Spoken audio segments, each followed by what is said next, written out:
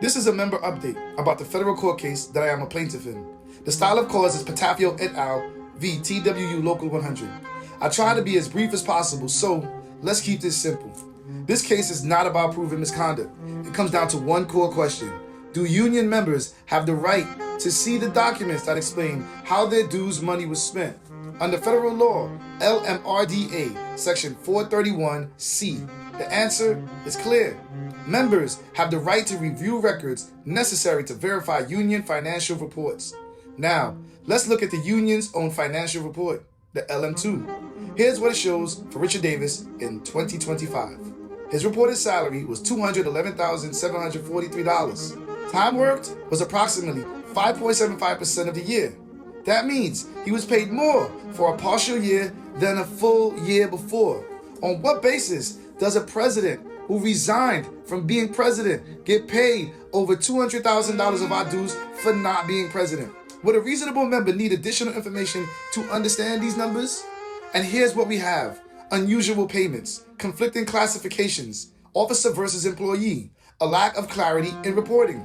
That is more than enough to trigger the right to review these documents. What is actually being requested is very narrow and very reasonable. Turn over the severance agreement. Turn over the related confidential agreement, referred to as the Jane Doe NDA. Allow redactions for names and personal identifying information.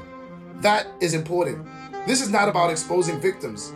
This is about one thing: understanding how union funds were used and approved.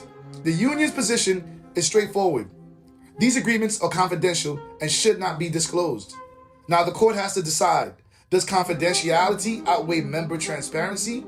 Is there any real harm in disclosure? These are not trade secrets. They're not business strategy. They're not organizing strategy or approaches to negotiations. These are financial decisions involving member dues. Here's what happens next. The court has ordered a settlement conference on Thursday, May 7th, 2026 at 10 a.m. at the Brooklyn Federal Courthouse. This is a critical moment in the case. The goal is to resolve this without further litigation. If it does not resolve, discovery will move forward. Witnesses may be questioned under oath. Documents can be compelled. At the end of the day, this case comes down to one principle. Members have the right to understand how their money is being used.